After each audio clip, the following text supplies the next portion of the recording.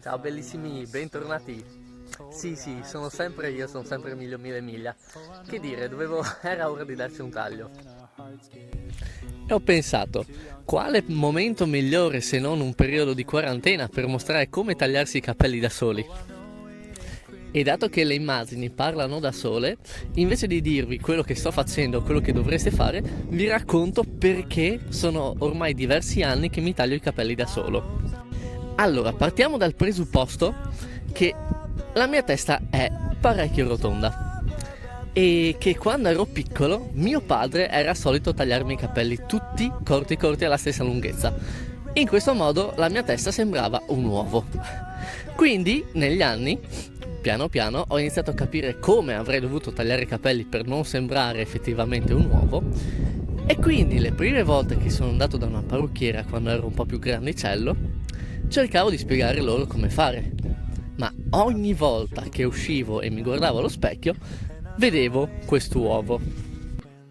Poi un bel giorno, la svolta, ho conosciuto una persona, una ragazza che faceva la parrucchiera, che capiva esattamente i miei bisogni e mi tagliava i capelli esattamente come li volevo io.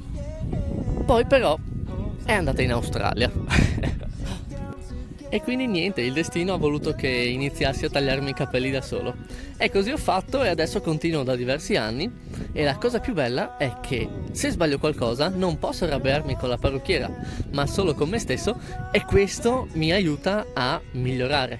E questa secondo me è la cosa più importante di tutte. Il taglio che sto facendo adesso in realtà è parte di un progetto. L'obiettivo è quello di diventare così, più o meno. Quindi somigliare molto a un vichingo. La parte più complicata non è tagliare i capelli, ma aspettare che crescano, perché ci vorrà un sacco di tempo per fare la coda e fino a quel momento avrò un cespuglio in testa così voluminoso che sarà impossibile da controllare. Quindi mi vedrete in condizioni veramente ridicole. Ecco, come vedete non è così complicato, quindi riassumendo vi bagnate un po' i capelli, con un pettine li tirate da un lato o dall'altro, iniziate a rasare i capelli dal basso verso l'alto e alla fine, quando avete pulito un po' tutto il grosso, andate con i dettagli. Poi ho avuto la malsana idea di continuare anche con la barba. Questa direi che è un po' una sindrome da parrucchiere o anche da giardiniere, che quando iniziano a tagliare o a potare piante non riescono più a smettere e continuano, alla fine sei pelato. E questo è il risultato finale.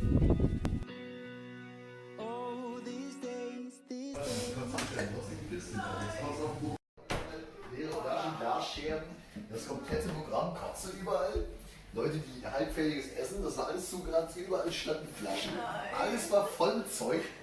Den Laden der Jacken, die Munition, alles. E anche questo video è finito, cortissimo stavolta, veramente breve. Ditemi nei commenti quanti anni ho secondo voi nella realtà e quanti ne dimostro adesso senza la barba.